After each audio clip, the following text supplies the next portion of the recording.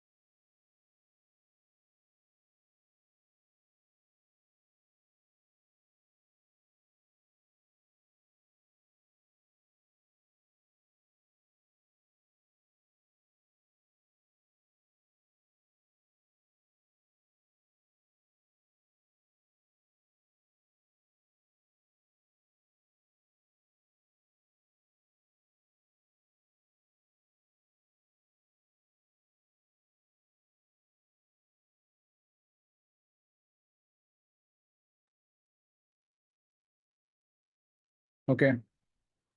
Shivangi, are you done?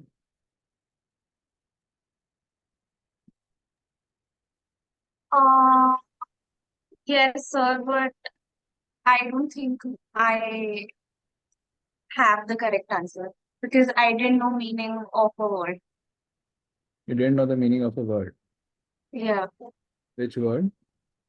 Uh, I don't know what's the pronunciation, but shikori lens. उसका meaning का क्या करना है? Whatever that. Because it's written, the greater the proportion of shikori, the stronger the flavor of the blend. Right. So, what exactly does it mean if the proportion of shikari is like greater? Uh, if Yeah. mean it means stronger. So, how does it relate to the proportion of coffee and the price? So that four things I am not able to relate. Did you notice that you are given that we are talking about blends of coffee and whatever this is? Oh, so if coffee is more okay, it's the other thing. Got it. I think now I can. That was what the missing piece. I think now I will be able to answer. ठीक है. But Yeah. ठीक है. So let's discuss this. Akanksha, how did you do it? We've given that there are 5 types of blends. The blends are made of coffee and chicory. Uh, the next line says, and all of those are differently priced. Sabka price alag hai. The blends are such that the greater the proportion of coffee, the more expensive the blend. तो जिसमें ज्यादा coffee होगी वो ज्यादा expensive होगा. And greater the proportion of shikari, the stronger the flavor of the blend. So shikari and flavor का भी direct proportional relationship है. Now they've asked if the 5 blends were ranked in order of cost per kilogram. It means in the order of rank of the cost, which would fall in the middle. I'm assuming here सारे blends का kilogram would be same, like उसमें ज़्यादा change नहीं होगा. Which would fall in the middle. It means that सबके अलग-अलग prices हैं. What would be like the third blends? What would be the third blend in the order? Statement 1 says that blend L has a higher proportion of coffee than the other blends except for blend M. So we know that blend L could be the would be the highest, uh, like the most expensive one. We're not sure of blend M's placement, but from this information we can't know which is the middle one. So statement What? Sorry, इस statement से क्या पता लग रहा है आपको? कि blend L would be probably at the 4th rank or the 5th rank in terms of expensive, like most expensive. It could be L could be most expensive में 4th या 5th rank. Like it अच्छा. could be the most There expensive. are, so L could be here or L could be here. Yeah. So Because they've written it's high, it has a higher proportion of coffee than other blends except for blend M. So blend M could be like a higher proportion of coffee than L. So L and M की position last 2 में एक है. तो ये हो सकता है और क्या हो हाँ. सकता है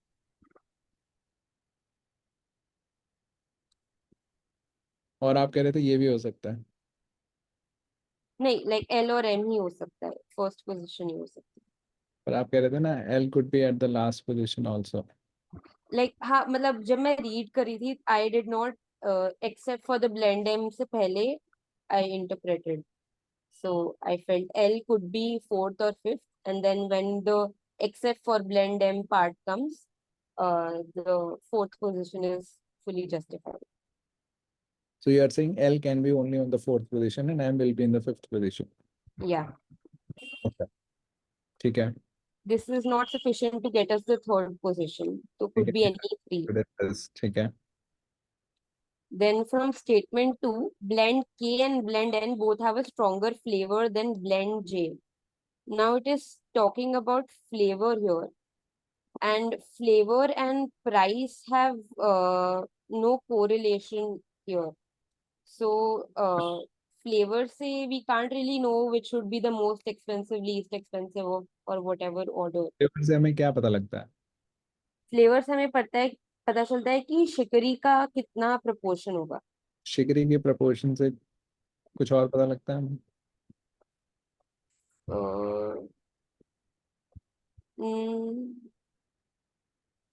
नहीं, I don't think so.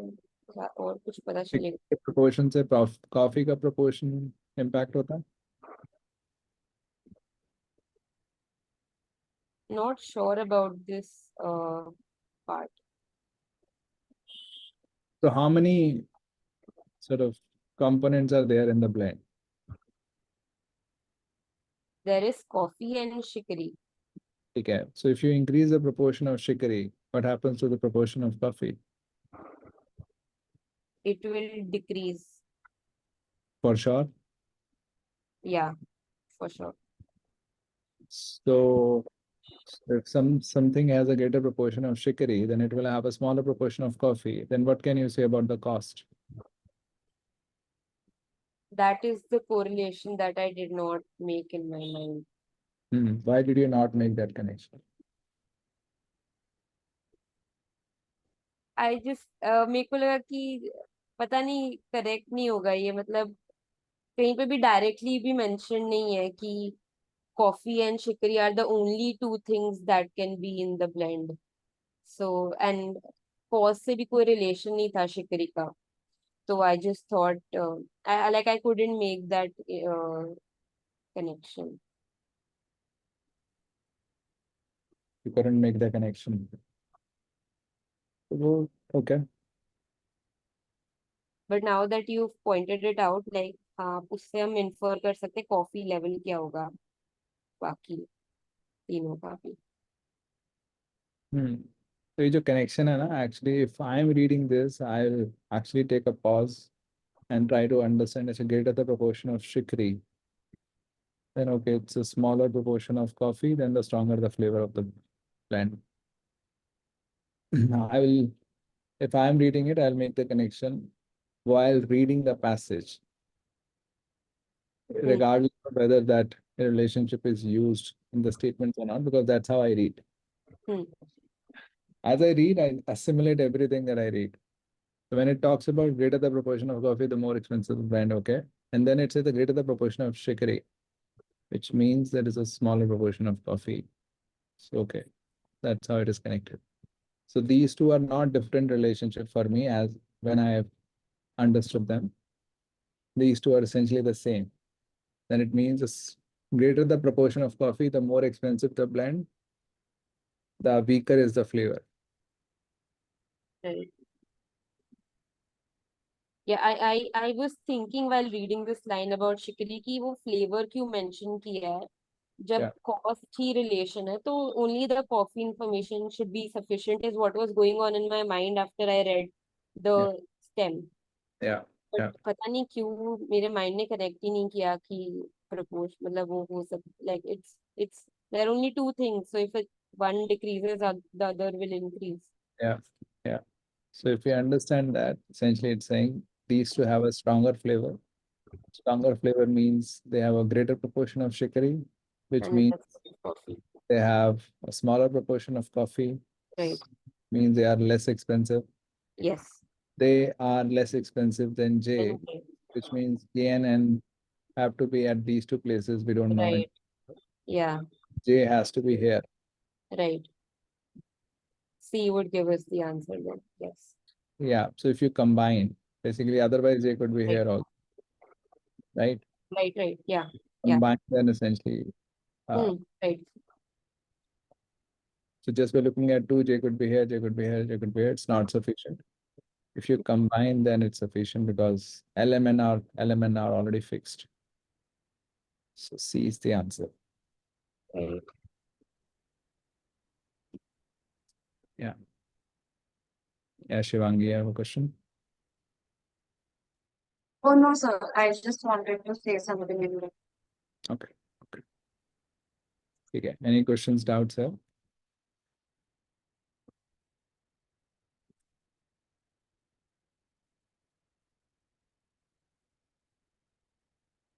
All clear? Clear for me. Yeah. Okay, let's do this one.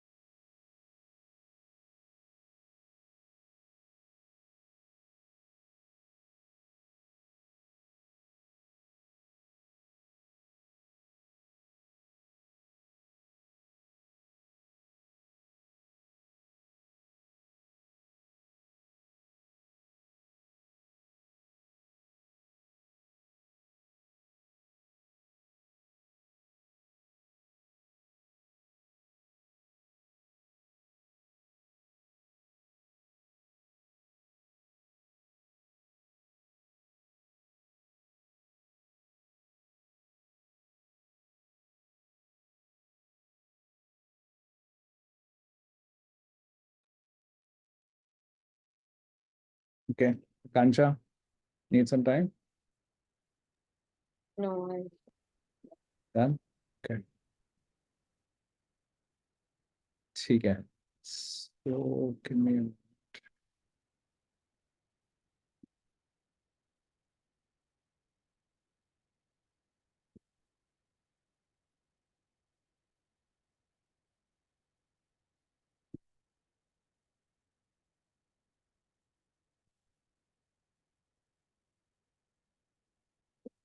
Okay, cool. Almost all of you have the same answer. Samedeep, would you like to share? Yeah, so in the first option, what I thought is that it's saying mounting debt happens from the lack of financial planning. So if I contrapositive, so I used that necessary versus sufficient condition here. So if I do the contrapositive, so it will say if there is financial planning, they won't struggle with mounting debt. Right. But that doesn't mean that will avoid debt, because mounting debt means which will be higher, but not that doesn't mean that there won't be any debt. So that's why I didn't choose A. And for B, what I did is that individuals should practice responsible budgeting, enabling them to save for emergencies and achieve financial stability. So by being financially stable, that means that that particular individual doesn't have any kind of debt. That's how I interpreted it. And I interpreted responsible budgeting equivalent to financial budgeting. Right, right. This is fine. So here you are saying they struggle with mounting debt because of a lack of financial planning. So if there is a financial planning that will help them avoid mounting debt. Yeah, but that doesn't mean that they won't have any debt. So mounting debt is something which might be like higher in proportion, but that doesn't mean that there won't be any. So that's why I didn't use it.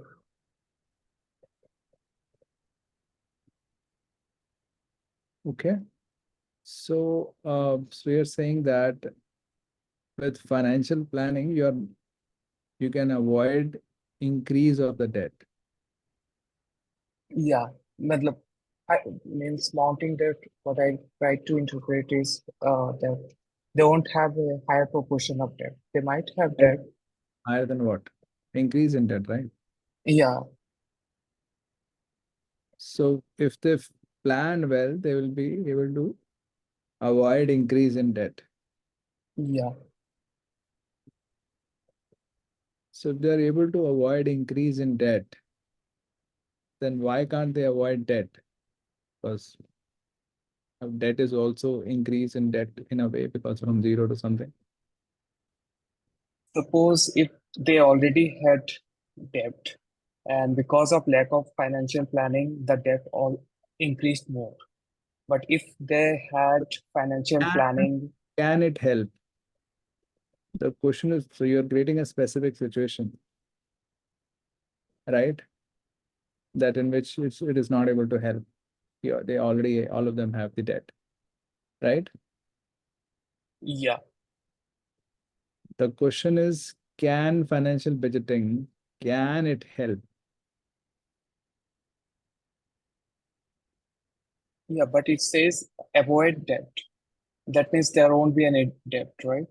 Like Correct. that's what the question is saying. So, but in option one, it says that they won't have mounting debt. So I try to interpret mounting debt and debt as different terms, not Yeah. as Mounting debt means essentially the increasing debt, right? yeah, Right. So essentially, so your understanding is right here that many individuals struggle with this because of a lack of financial planning. So if there is no lack of planning, which means there is financial planning, they will not have mounting debt.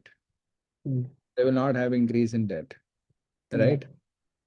So the question is, can financial budgeting, can it help avoid debt? Now you get to know from statement one, ki, haan, it can. So for many individuals, this will not lead to an increase in debt.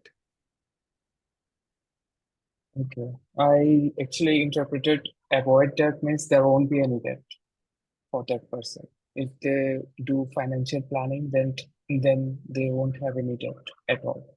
So that's how I interpreted it. Actually. Can financial budgeting help individuals? So let's say you already have debt. Then it's not really about avoiding debt because you already have debt.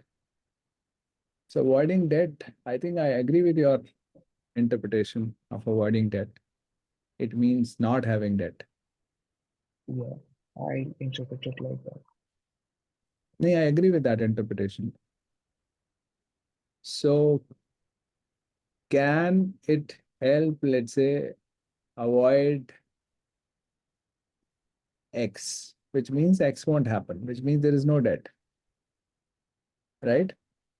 Yeah, But the question is not, will it help? Can it help avoid debt,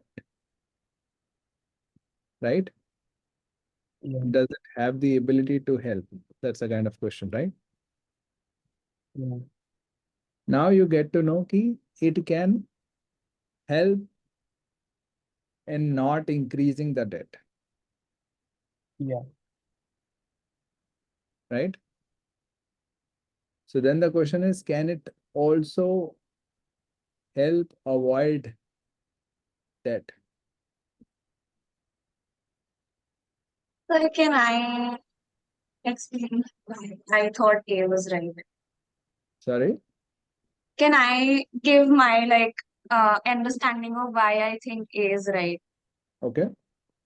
So basically, my understanding was if you are financially planning, so for example, you have debt and जो increase हो रहा है, the increase like there is a debt, so उस debt को you can avoid. So like you are avoiding debt. Debt is there, but you are avoiding the debt only if you are avoiding it. So that was my understanding of it. So are you really able to avoid debt? Yeah, because you are avoiding debt. For example, you had 10,000 debt and now you might have had 20,000, but since you planned it better, you avoided that 10,000 of like additional debt. So did it help in avoiding debt? Yes, it helped in avoiding debt of 10,000, something like that. Hmm. That was something that was my answer. So this is different from what Samiti instead of I were thinking. So what we were thinking is avoiding debt means you don't have a debt. You don't have debt. Now you're saying it's not about not having debt, it's about avoiding debt means avoiding the incremental debt. But yeah, at the end, is it helping in potential avoiding of debts? Yeah, it did help me. Since I planned it maybe after 10K of debt, I did avoid the additional 10, 20K of the debt that would have been there in the future. So I did avoid it, the future one, Can you not that the one that I already had. So let's say you have a debt of 10,000 and now something helps you avoid additional debt. Okay. Hmm. So definitely we can say that it has helped me avoid the additional 10K of debt, right? Hmm. Hmm. But it has helped you avoid debt. Yeah. If I am asking somebody, did financial planning help you avoid the debt? Yes, it did help me. It did help me, right? I mean, statement, it would be a yes statement. Yes, it did help. Then the additional of 10 probably. It did help. Like it didn't eradicate the whole debt. Probably it didn't come to zero, but it did help. I mean, the answer would be a yes, it helped Yes to what? Help what? in avoiding the debt. In avoiding debt, but you still have debt. That exists, but did it help in avoiding it? I mean, the potential, it's not written if you're completely avoiding it. It's just that potential debt that I would have in future. Did you avoid that? Yes, that's something. Okay. I mean, that's what my I understanding. I'm not sure. so I don't think I'll be able to say that if naturally if let's say you're at 10K and then something prevents you or helps you avoid that additional 10K, I can say that this helped me avoid that additional debt. Or this helped me avoid that 10K of debt. I can make these statements. But has this really helped me avoid debt completely? If I just focus on avoiding debt means there is no debt. If there But is debt, then you have it's not been able to avoid debt.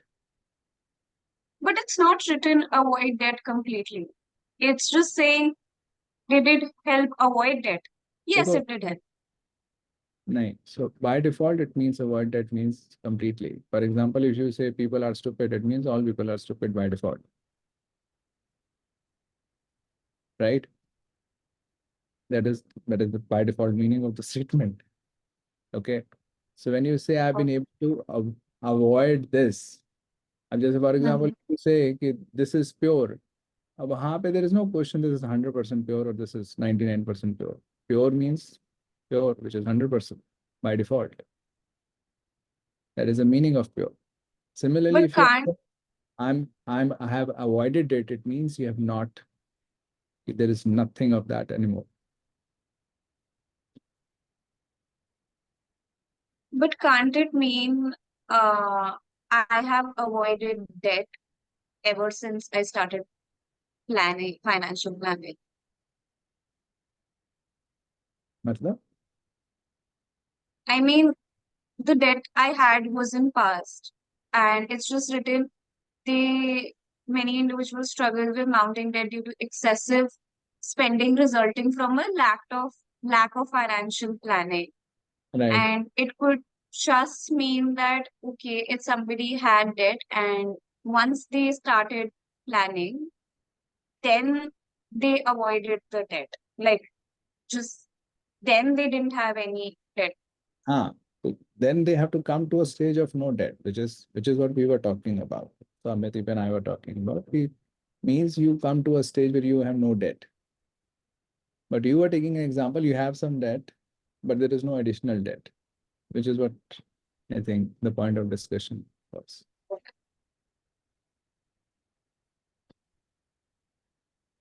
So yeah, Somnadeep, you want to say something? Yeah, so the points that she mentioned, what I think is that if the question had mentioned that from a certain point or from a certain point, can Ah, financial budgeting help individuals avoid debt? So I think then it would have been relevant. But it says it doesn't give us a particular point of reference. So I don't think we can make that assumption. it's not about making the assumption. It's about when you talk about that, for example, if you say help X helps me or X, so we will talk about the help part. But let's say if you say I have avoided X, it means that there is no Mm, X. Yeah. Doesn't mean कि X है, but बहुत ज़्यादा नहीं है. Then you have Yeah. not really avoided X. Okay. So, but the question is, of course, so I agree with your take on avoiding debt means there is zero debt. So essentially means avoidance of debt, no debt. But the question is, can it help? If does it help in avoiding or not? Are you saying it doesn't even help? There is a doubt about that? Yeah, it does help actually. There is no doubt that it doesn't help. If it is sort of avoiding this scenario, then it is helping for sure. Now, whether it completely helps or not, that's still an open question.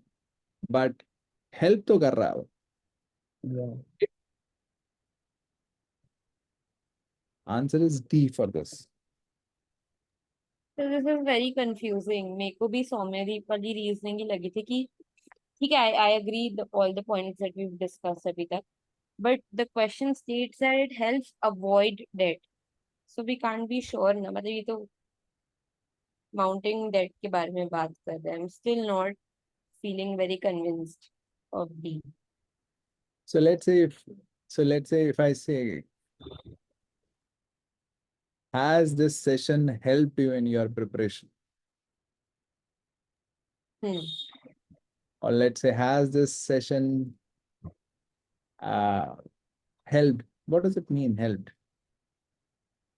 मतलब पूरा end तक it should help? No, No, even up to a certain, Yeah. just a certain. Helping, right? If it is helping you avoid debt, so avoid मतलब आपको zero पे जाना है. Is it taking you in that direction? Yeah. Yeah, it is taking me in that direction. Then it helps. No? Yeah, I got confused with the wordings actually. Yeah, for sure. CJ, is it because of this word help? Because if let's say if a strong word would have used here, then our understanding would be same that A wouldn't be Yeah. right, Yeah. right? Yeah. Because just like how we use some few words so that there is a degree of Yeah. uh, because it's difficult to convince this, but yes, this help word is a key here. Yeah. Yeah. Got it. Thanks. Okay. Anything else here?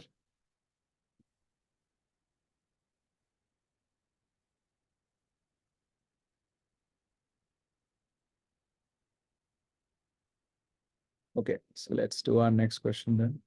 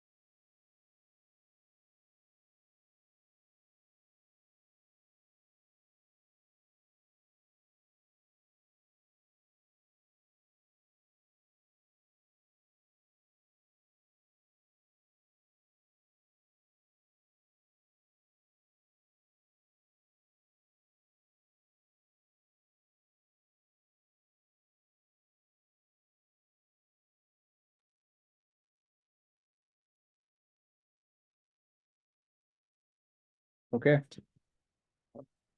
Shivangi, Kansha. Sir, a question. Are calculators there in the data sufficiency.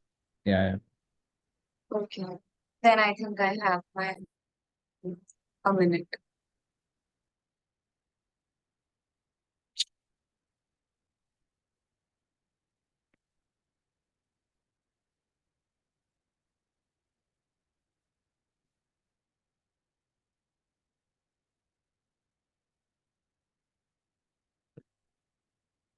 Hmm.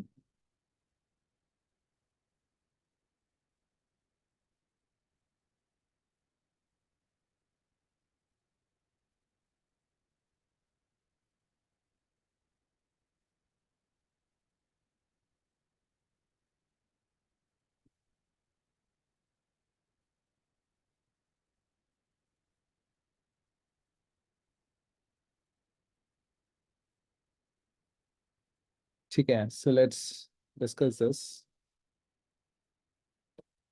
So when David drove from his home to his parents' home, what is the average speed? So he's driving from sort of his home to parents' home.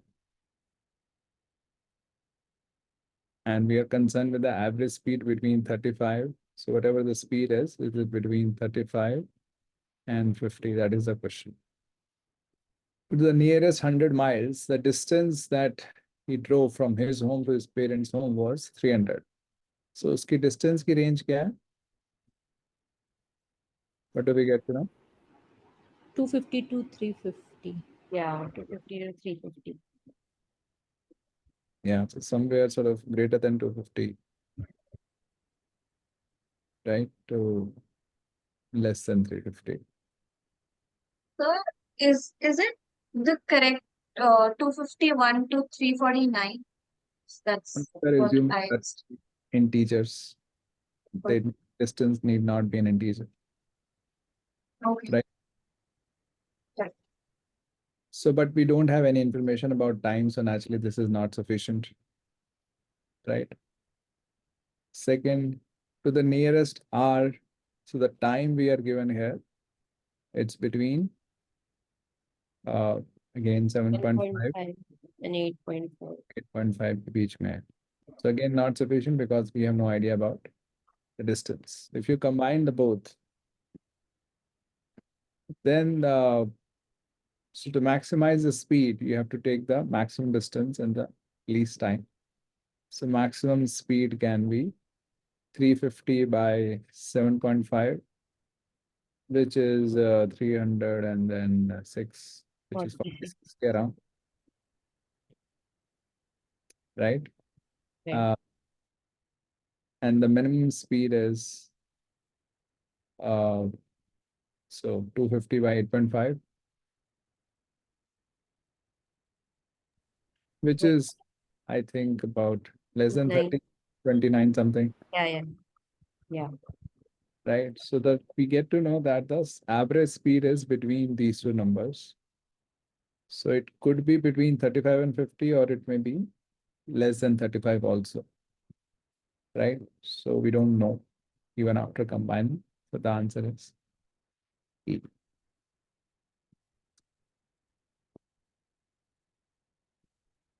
Any questions, doubts? All of you, I think, got this right. चलें आगे? CJ, one question.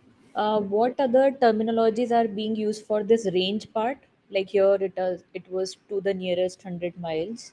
What other terms are I, comes in question? I don't know.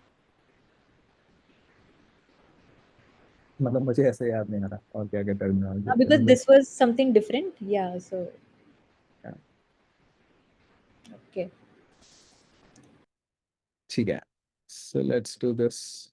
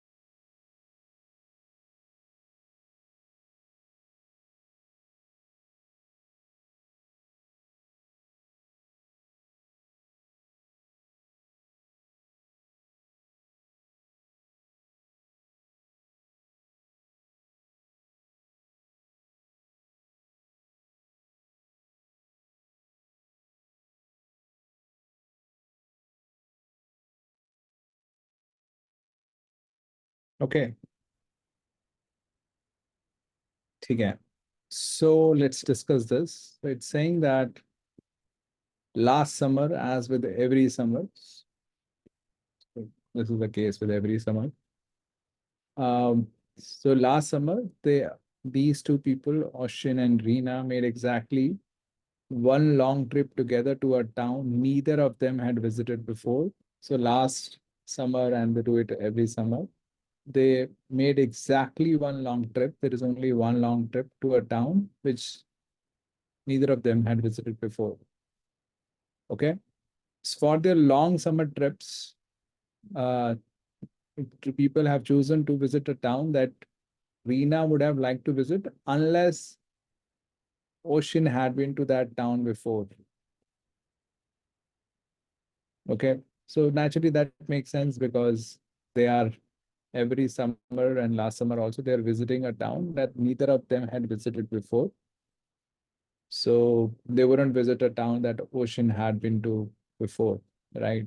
So, but it's saying that they've always chosen to visit a town that Reena would have liked to visit. So this is something new.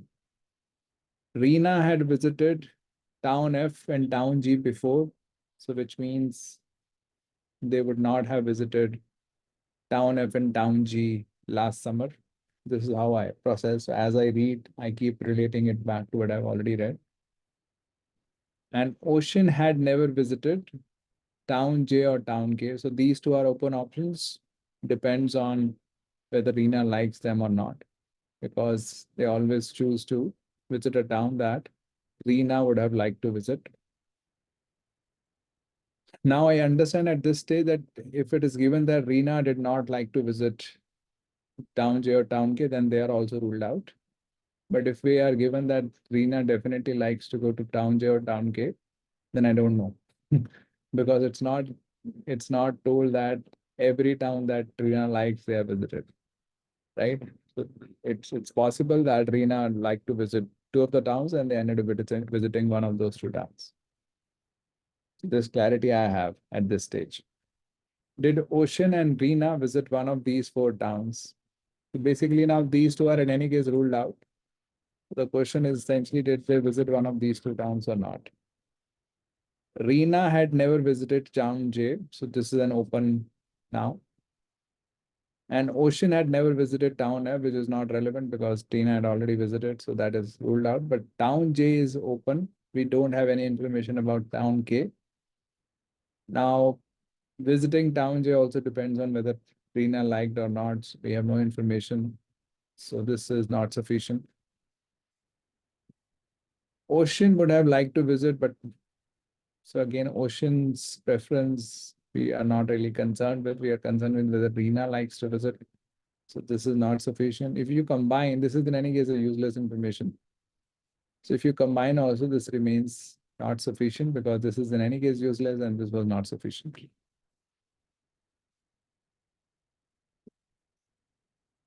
So the answer is D. Any questions, doubts here?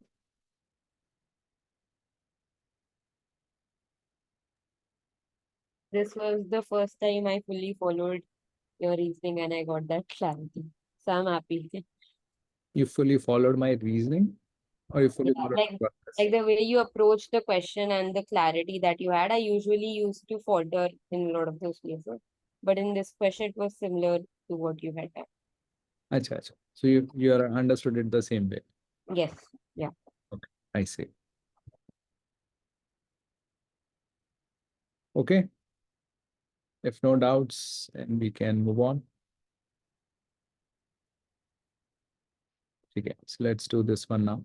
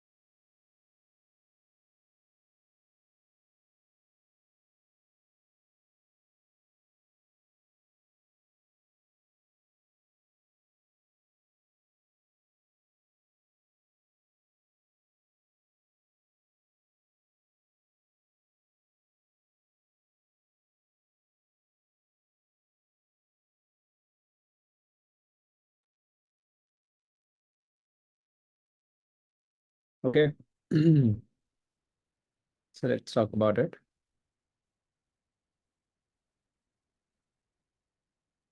So 4 book lovers have recently met and are not sure of the topics that interest the others. So we have these 4 book lovers. The table indicates the topic that interests each of them with tick marks, and that those that do not with cross marks. So Alex is interested in philosophy and science fiction, not interested in these 3, so on. One of these persons will gift another of these persons 2 books. So one of them will gift somebody else of these 4 people 2 books, each on a different one of the listed topics. So the 2 books will be on different topics of these 5 topics. Will at least one of the 2 books fall under the recipient's broad topic of interest? So essentially, it should not happen that Alex receives 2 books which are of history and humor. So then there is no book which is under his topic of interest. So the question is at least one of the books, or is it none? So that is the question. Is it none, or is it at least one that is in the recipient's topic of interest? So one topic is science fiction and the other is humor. We don't know who is receiving it. And we are interested only in the receiver, that his topic or his or her topic of interest it should fall. So one topic is science fiction. So if we are giving science fiction, one topic is, then Alex definitely will have one of the books under his interest. For Carlos also it's done. Deepa also it's done. Other is humor. So only this is remaining Beka. Other is humor. So yeah. So Beka will also have at least one book, which will be, I assume it's a girl, so which will be her topic of interest. So we know that if you're gifting a science fiction and humor, we are gifting it to any of these 4 people. At least one of the big books will be the under the topic of interest. So this is sufficient to answer, and the answer will be yes. The second is intended recipient is Carlos. So we are giving the book to Carlos, and we are giving 2 books, and we don't know the topics. But if you look at Carlos, only one area he doesn't like. So naturally, if you're giving 2 books, the other book, even if one of the books is humor, the other book has to be under his topic of interest. So either both the books will be under his topic of interest or one of the books. There cannot be a case in which both the books are not under his topic of interest. So in this case also the answer will be yes. So this is also sufficient. So the answer is D.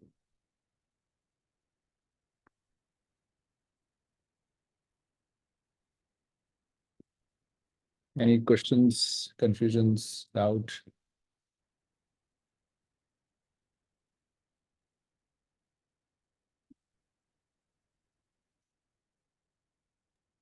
I don't have a doubt, but I just like to point out that I noticed that after reading statement 1, I felt that you need to know at least who is giving it to whom. Like that info came up in my mind that I should know at least who is giving to whom.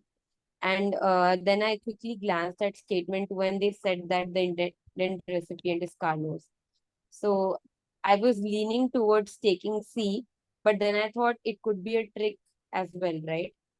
Because they're trying to trap you. If you don't need to know everything because the question stem is will at least one of the 2 books, Yeah, right?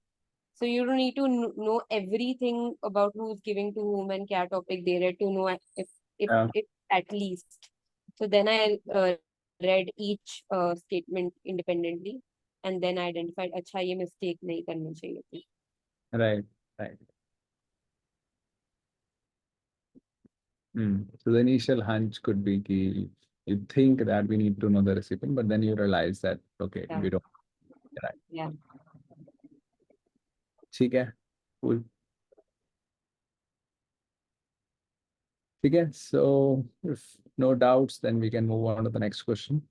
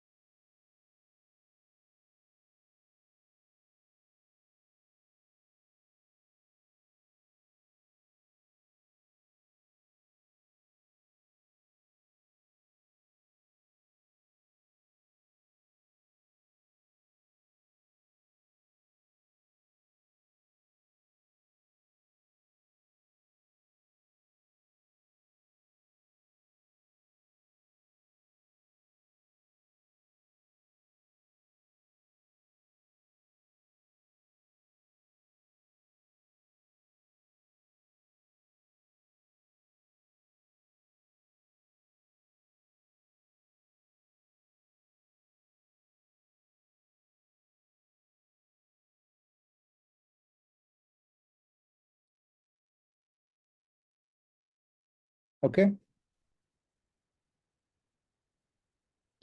So it says a couple decide one day that they will definitely go to the beach the next evening. If it is sunny without rain at the time they plan to go. So whenever they have planned to go, if it is sunny and there is no rain, both the conditions have to be satisfied, then they will definitely go to the beach, and they will definitely not go if such is not the case. So if it is either not sunny or there is rain, then they will definitely not go. Okay.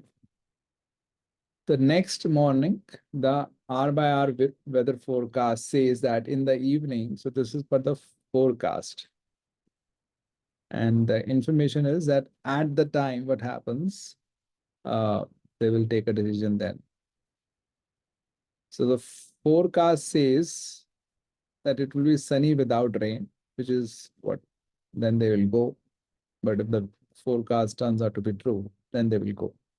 Will the couple go to the beach that evening? So it depends on whether the forecast is actually true or not, right? It is raining on the morning and in the afternoon of the day of their planned beach outing. This is irrelevant, not sufficient for sure, because we are only concerned with what happens at the time that they plan to go, which so we're not concerned with morning and afternoon. The plan is to go in the evening. The couple always believe that the weather forecast is likely to be accurate. So they will believe it is true, but essentially what we are given is that they will take the call when it is time to go. At the time, if it is sunny without rain, then they will go. At the time, if it is that is not the case, they will not go. So whether they believe or not, the point is whether it is actually accurate or not. So this is not, this is also sort of irrelevant whether they believe or not. So together also we have just irrelevant pieces of information. So combining wouldn't help. So the answer is E.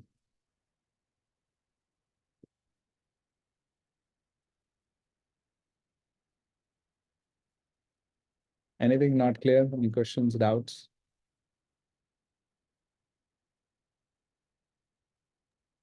While reading, I did pay attention to the part that at the time they planned to go.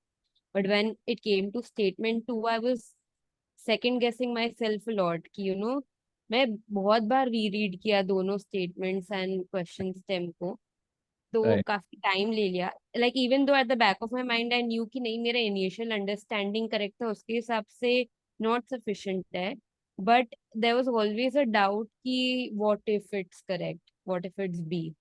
तो मुझे बार बार reread करना पड़ता just to convince myself, तो उसमें थोड़ा extra time लग गया. Otherwise in the first read and first clarity if I would have thought and would have been confident, so I would have chosen E. Yeah. Yeah. Mhm.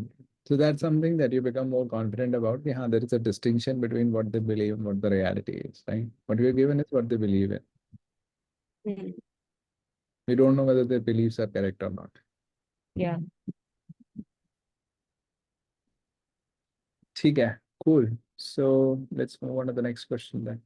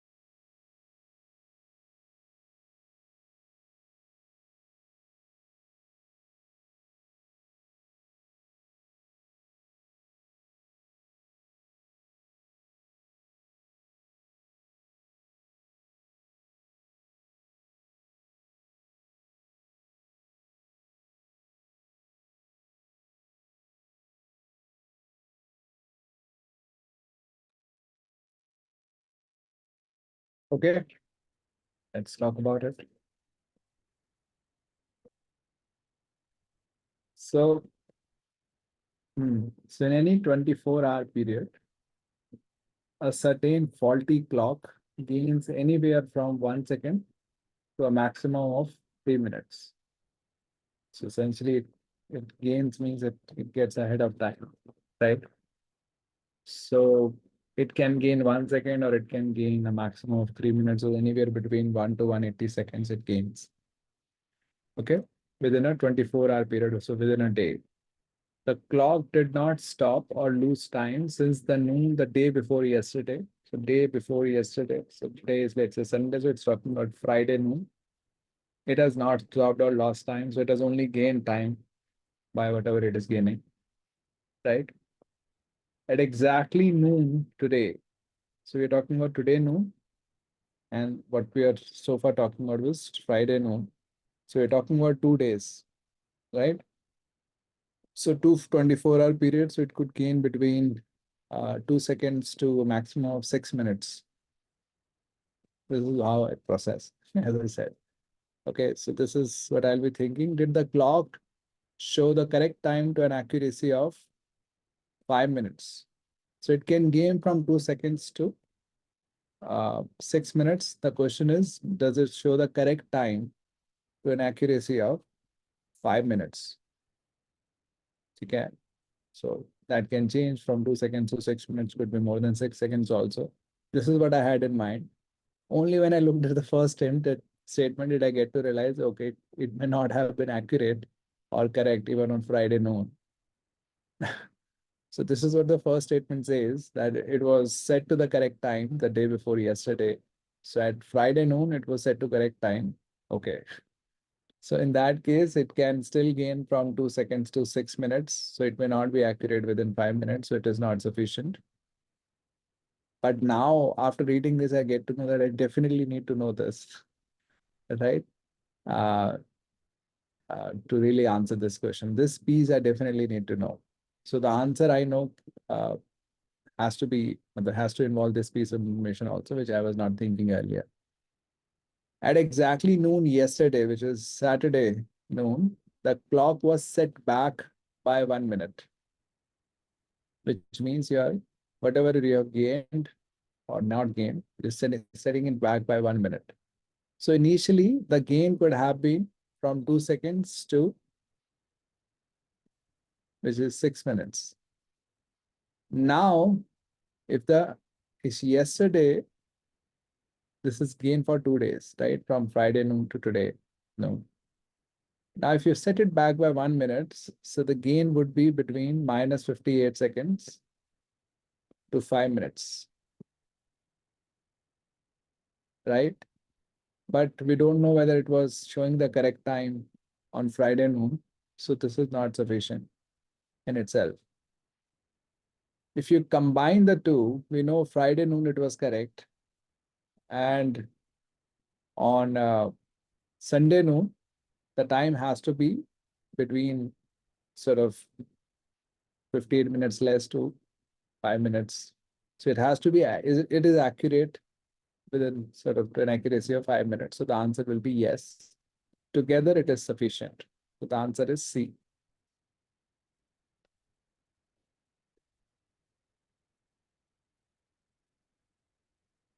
Anything not clear? Any questions, doubts?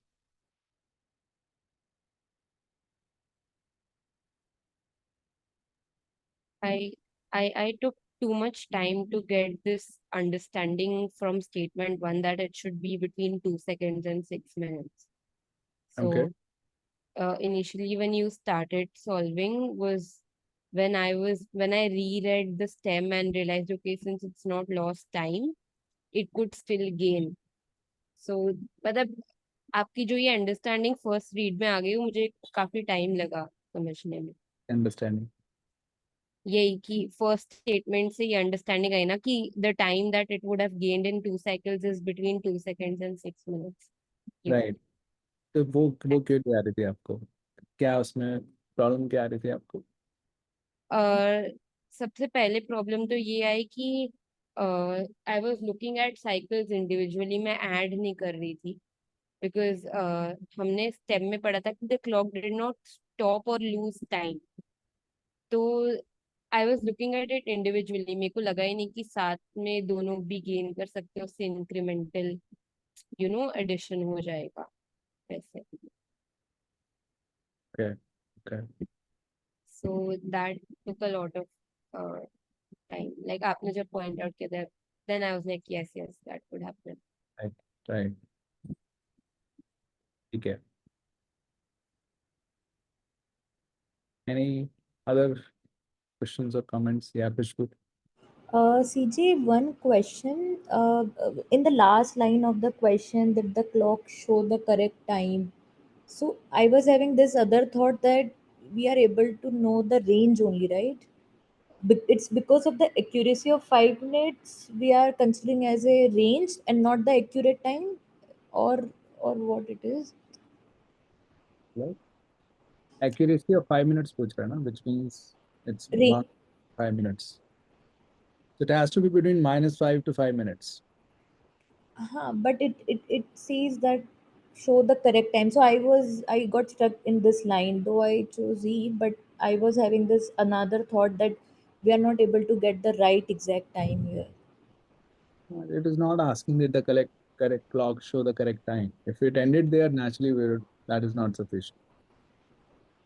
Oh, or rather, it has to gain from 1 second to a maximum of 3 minutes, which means it is definitely gaining, and it is not losing. So definitely it is gaining time. In that case, the first statement would be sufficient.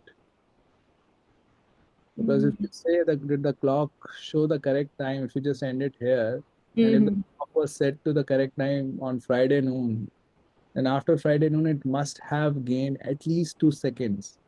Mm-hmm. It's definitely off by 2 seconds, right?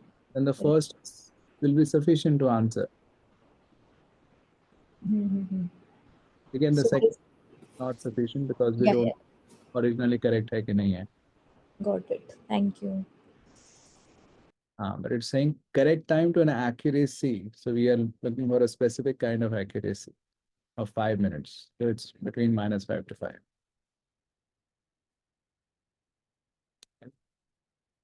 Okay.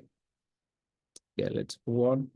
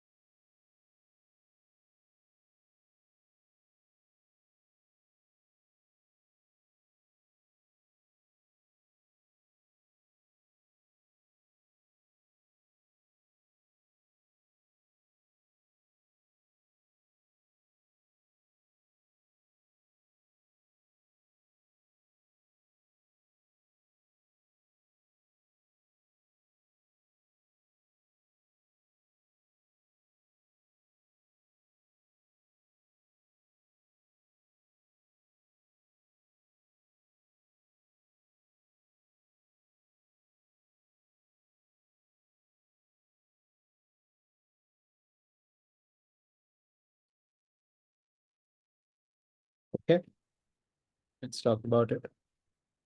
So we are given revenue share of most popular pizzas. कुछ है यहाँ पे. Let's try to understand the text.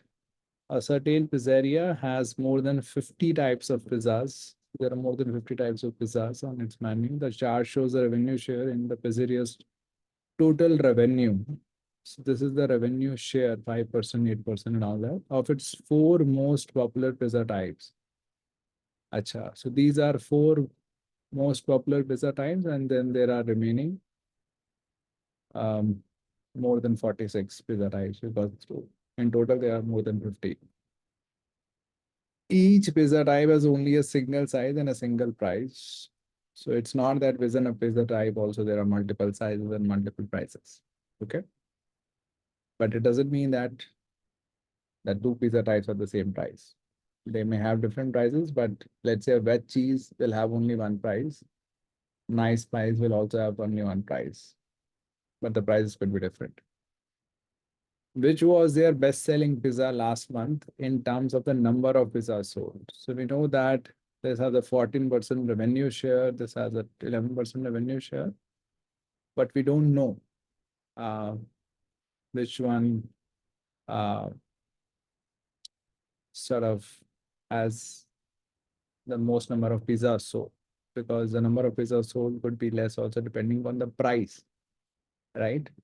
If it is tomato blast is very expensive, then it is could be contributing to a large revenue share, but may not be selling a lot of pizzas. And that is the only thing it depends on now, the relative prices, right? You know the relative revenue shares. Once you get to know relative prices, you can actually take a call.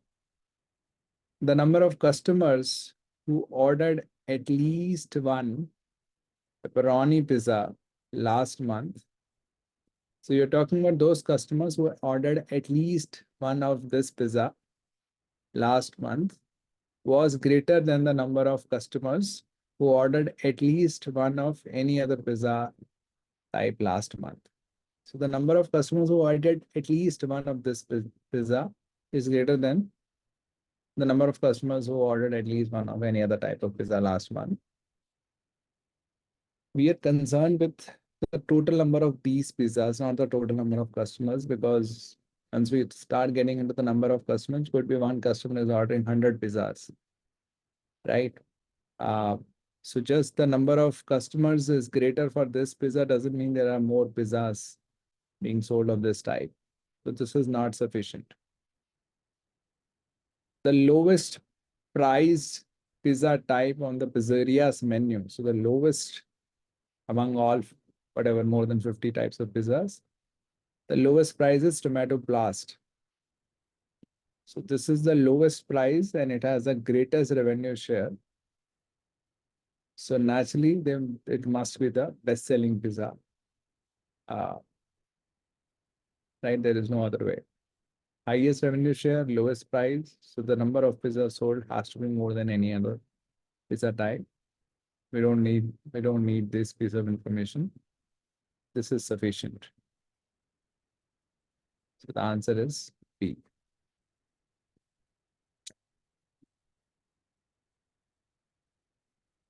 Any questions, doubts?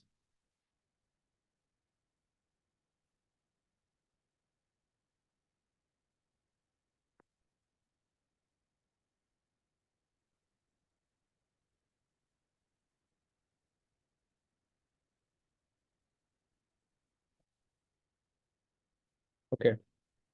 I think it's clear. So let's move on to this question. And I think this is perhaps our last question for the day. Yeah, this is the last question. Actually, went quite smooth today. Okay, so let's do this one.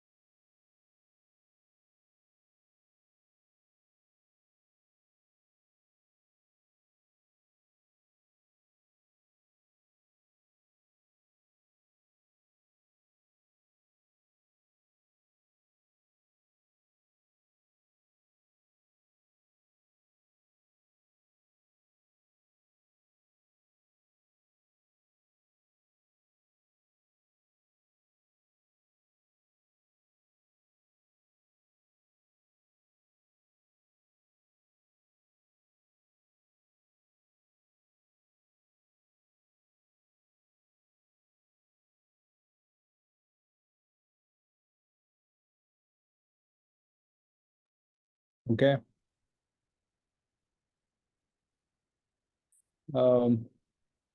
Shivangi, Ansha, not done. No, sir, I'm getting confused on how to interpret. Okay. Can't get to a solution. Okay. ठीक है. So, okay. So let's talk about it.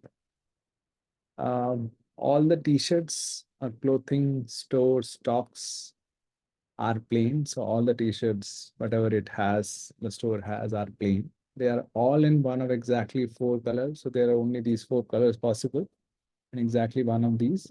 So blue, green, red, and yellow. So there are no other t-shirts and all are plain. Okay. On any day, the store sells about twice as many blue as it does green. So the number of blue is always 2G on any day. Okay. Last week, did the store sell more? So we are now talking about the last week as a whole. Did the store sell more blue than red? This is the question. Is B greater than R for the last week? We know that B is equal to 2G for the last week also, because on any day it is the case. So for the last week also, B will be 2G. Now we are asked a question about B and R. R, we have no information. Yellow, we have no information. Last week, the store sold fewer blue t-shirts. So the first one is B is less than R plus G combined. Now we know that G is essentially B by 2. So we can use that here. So we get to know that B by 2 is less than R, or B is less than 2R. Now, whether B is greater than R, that's possible. We could be greater than R or B could be less than R. Either way, we know that B is less than 2R. So this is not sufficient. Let's look at the second one. Last week, the store sold more blue t-shirts, so more B. And essentially, we are consistently talking about last week, so that at least the timeline is fine. So more blue t-shirts, then half the number of red t-shirts. So essentially, half is combined, half the total number of R plus yellow combined. So B is greater than R by 2 plus Y by 2.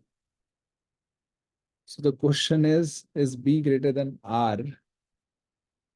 Now, if R and W are equal, then this also becomes R by 2. So then B is greater than R, right? Then we have a case of yes. But if Y is substantially less than R, then we don't know, right? We can take some numbers, but essentially I can see that here. So let's say R is 20 and let's say Y is also 20. In that case, B will be greater than 10 plus 10, 20.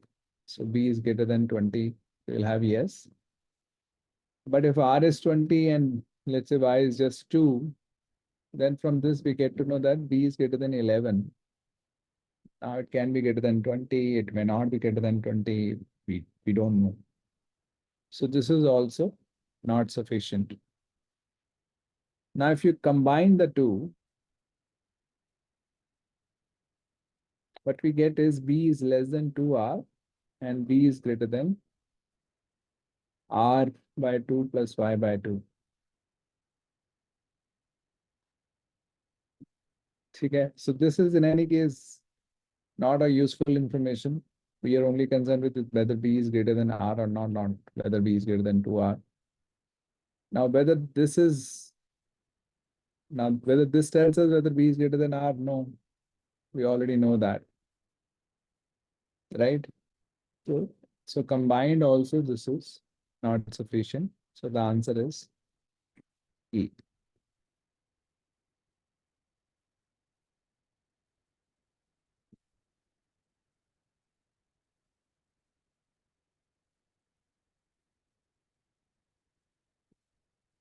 So we have so I think after a series of questions, this question we had different answers.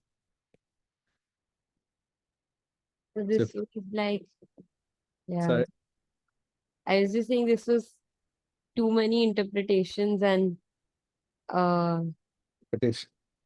कौन सी too many interpretation? sir, first statement, so yes, I got it as not sufficient. Yeah, In the second statement, I got to the part where you mentioned B is greater than R by 2 plus Y by 2. correct. But उसके बाद भी we had to make two more cases if and see if R and Y are equal or R and Y are not equal.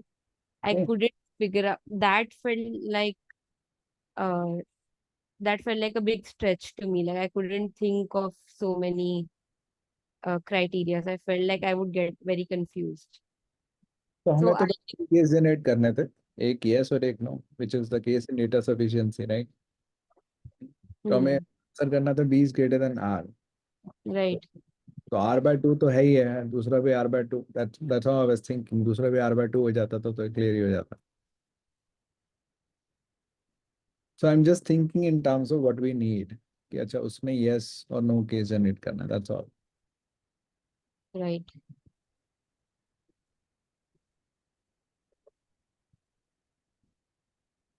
CJ, I made a mistake in initial. Instead of b equal to 2g, I started with g equal to 2b. So everything went incorrect. But my thought process was like making this equation. Like I did not find two statement to correct, but because of incorrect interpretation of that equation, I chose A. नहीं but a तो फिर भी नहीं हो पाएगा. अगर No, g if you solve that, then you will get b less than. If you solve with b g equal to 2b, हाँ हाँ तो r plus 2 भी हो जाएगा ना यहाँ पे. r b less than r plus g, so g is equal to 2b, right? हाँ right, which is what I'm doing here. हाँ So हाँ which तो you take b there, so 0 is greater than r plus b. This is what you are getting. So you must have made another mistake. हाँ. I realize now. Yes, that was my mistake. Your first mistake is a very common mistake people make in terms of when we say twice as many blue t-shirts as it does green t-shirts. So then people are confused. किसको मैं ढूंढूं, किसको मैं ढूंढूं? हाँ, this is all. This is not always smooth. There is always like 2-3 times need to think. हाँ तो मतलब it's not the case with me because it's just understanding कि ये ज़्यादा बिक रही है. That's all. So then B is equal to 2G for me. Naturally, तो क्योंकि twice blue के साथ लिखा हुआ है तो you have a tendency to put 2B. Okay, that is the problem. Got it. Here, CJ, I used your trick. You say that whenever you feel like you make mistakes in certain type of things, slow down and be Right. aware. So I was aware that I would make some kind of mistake in translation. So I reread that sentence. I see. उसकी वजह से correct हुआ. Great. Soumya, I think you started with the right answer, then you change it to. Yeah, but I was thinking that it might be I'm falling for the E trap in this question. ये अच्छा था. You were right, and then you thought, okay, I'm falling for a trap. Let me change. No, then after changing the answer as well, I tried to calculate and then I saw that no, it's C. But then I thought that I'll be changing too many times. So, okay, I see. Yeah. Yeah. But how did you get to C? Right? At one time you thought C, right? Yeah, because I made a mistake actually. From the part that R 1 by 2 R plus Y less than B, less than 2R. From that part, actually, I made a calculation mistake, And and somehow I was getting that B is B is less than R plus Y by 2 something. So I was thinking is that if B is less than R plus Y by 2, then B must be less than B, because Y is a positive quantity. So अच्छा, okay. So reasoning out here. Yeah. ठीक है. So these were all verbal DS questions. Actually, these questions were hard to very hard. They were not easy medium questions. Still, many of you, I think, got most of them right. That's an interesting thing. Cool. Anything else? Anybody wants to, any doubt, any questions? CJ, I just want to know, like in DIE, because previously in Quant, these questions I never seen these type of question, like logical reasoning kind of a question in verbal setup. Yep. So is there any change in pattern, or what's the constitution right now in these type of question in DIE? So these are data sufficiency questions. So I think there are about 5 to 6 data sufficiency questions in DI. Now, how many of them will be math related, non-math related? I don't think any such distribution has been given. But these are all non-math questions. Okay, and so yeah, there are new appearance. There were not uh, non-math questions in data sufficiency earlier because data sufficiency used to be part of quant. Right. So that's a new thing, but we don't exactly know out of 5, 6 total data sufficiency questions how many will be math and how many will be non-math. At least I don't know that. So is that the case that number property weightage has decreased, because earlier lot of question in DS of number properties used to come. Again, there is no sort of official stance on it. But naturally, inequalities and number properties used to be tested very frequently in data sufficiency, right? Uh, so there is a chance that we'll have a lower weightage than it was earlier. But Yes. sort of official take on it. So I just want to share my today's learning. Yeah. One thing, yes, of course, the calculation mistake in inequality I haven't solved for a long time. So that was one part. And second, yes, the interpretation of that language, my equation was incorrect. So should be more familiar with those kind of scenarios which keeps confusing us.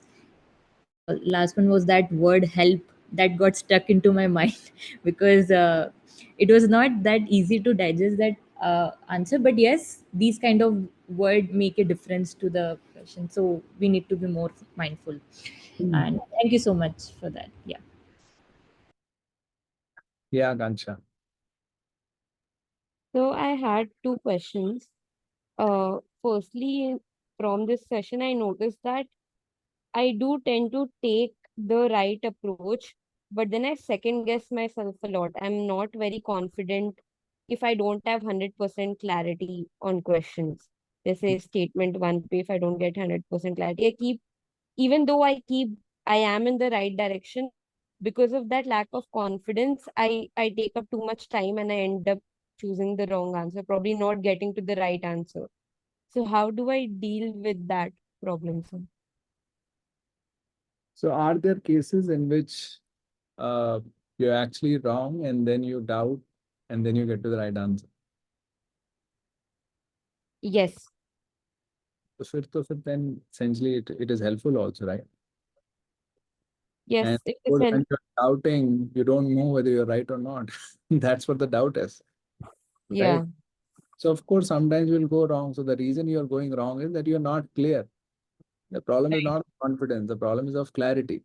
अगर तो होता कि every time you are doubting, you are right, then it's a problem of confidence. hmm, And it's a problem कि यार you are underestimating. You have doubts, but actually you are correct. But if it happens that you're also incorrect, then by doubting yourself, you get to the right answer, and the doubts are valid. Okay, of course, there will also be doubts because in other cases, because you're not clear enough, right, right? So let's say you have a doubt and then you recheck, and why do you go wrong? Because the other thought is also possible. right, yeah, Means you're not clear enough to rule out that thought. It's right, not problem of confidence, it's a problem of clarity. How do we build that clarity, CJ? By learning कि कौन से तरह के mistakes हो रही हैं, what is the source of those mistakes, and then identify कि are there common areas. So again, common areas emerge, but essentially your job is to get to the source of your problem. Why did that mistake happen? Hmm. And the second question was regarding the DI section. I heard that there would be around 10 data sufficiency questions in the DI section. नहीं ऐसा Is नहीं है, बिल्कुल भी नहीं है. uh is it like 5, 6, or is it like average on average? What kind of breakup do you think There is an is? official stance on it. It's expected to be around 5 to 6. I think there is an official word on this. So 10 तो नहीं है. I think 10 is not even possible. So there is some variation when I say 5 to 6 or 4 to 6, which means Yeah, change it. So for example, in the verbal section, some people get 3 RCs, some people get 4 RCs. Rather than in my right. one attempt I got 4 RCs, one attempt I got 3 RCs. So there is a variation. Yeah, It's not that you can get 5, 6 RCs. right. The variation is limited. So I think that's the case with DS also. Then I don't think it's possible. Not even possible, let alone expected. Okay. Okay. Yeah, Shivangi. So sir, there was this thing that I noticed while doing these questions, especially I noticed more in the last question. So when I solved, I got the statements for first and second correct, and I concluded that it's not fit. But then when I was trying to see if it's either C or E, I couldn't make the statement. I couldn't get an answer. So so I was sure कि C तो नहीं है, तो I did E, मतलब like by default, and that ended up being right क्योंकि I realized कि मुझे समझ ही नहीं आ रहा था इसलिए मैंने E ले लिया, and I just got lucky there. Or one more question I did the same. So I am not sure is it right, like the right approach कि मतलब अगर सही नहीं हो रहा तो definitely E ही होगा, मतलब it can be like I am wrong here. Matlab, I was not able to understand how to combine the statements and just got lucky with it, I think. हाँ तो वो lucky हो मतलब of course right का क्या मतलब है it's a lucky thing. The logical thing is we are able to generate yes and no cases. Then you can say it's not sufficient. If you're not able to generate, then essentially it's a problem. So it does not mean that it is E if I can't हाँ just. naturally. E का मतलब है you are saying this is not sufficient, which means you have generated 2 possible answers. That's what insufficient means. 2 answers are possible, Okay. right? Yeah, Somedi. Yeah, I have two questions, both regarding DI.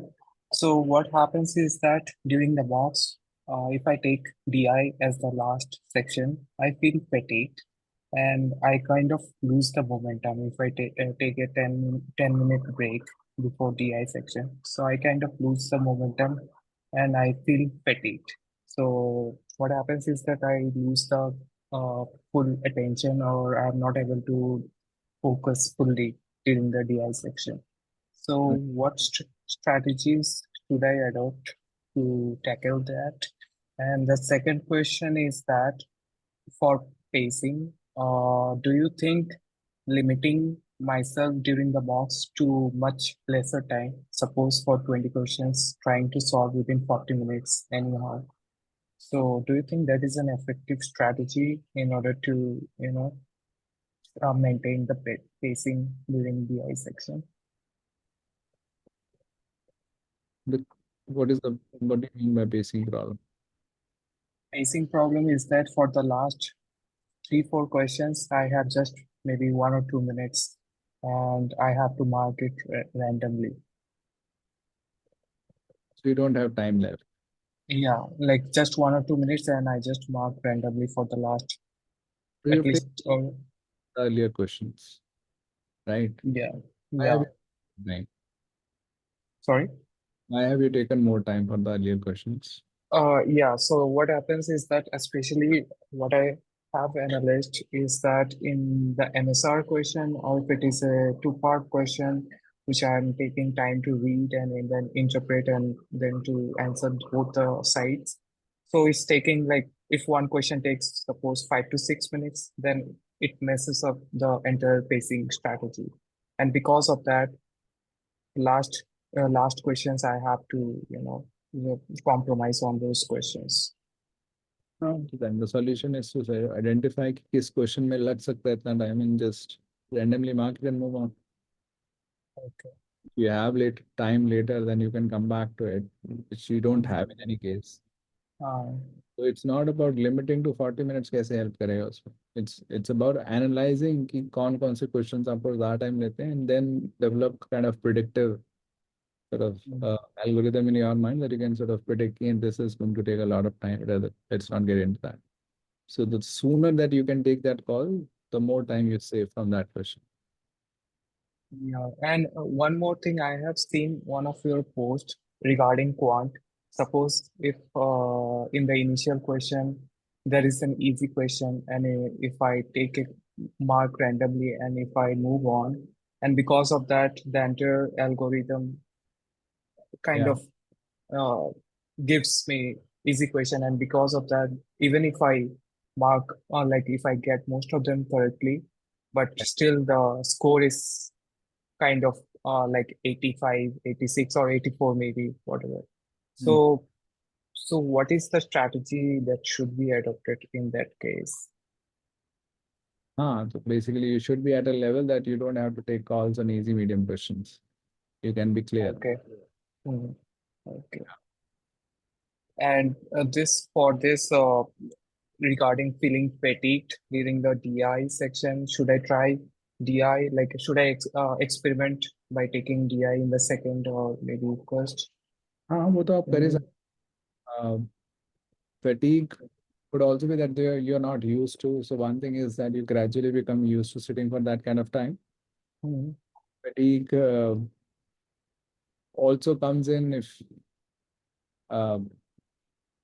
naturally if you're thinking of other things also while taking the test. So one part of your energy is being sucked into other things. You're sort of being anxious, contemplating क्या होगा क्या नहीं होगा. That also sucks your energy. Okay, so fatigue is more of a mental thing. And it could be a physical thing, which means body is not used to sitting for 2.5 hours at a stretch. The point is to gradually become used to that kind of thing. The third is to simply find out time in which you can be really fresh, so that the chances of fatigue are the least at that time. And of course, the other things is having a good night's sleep, proper diet, and all that.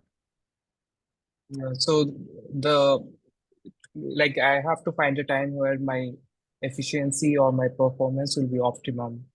Yeah, yeah. Okay. Yeah. Thank you.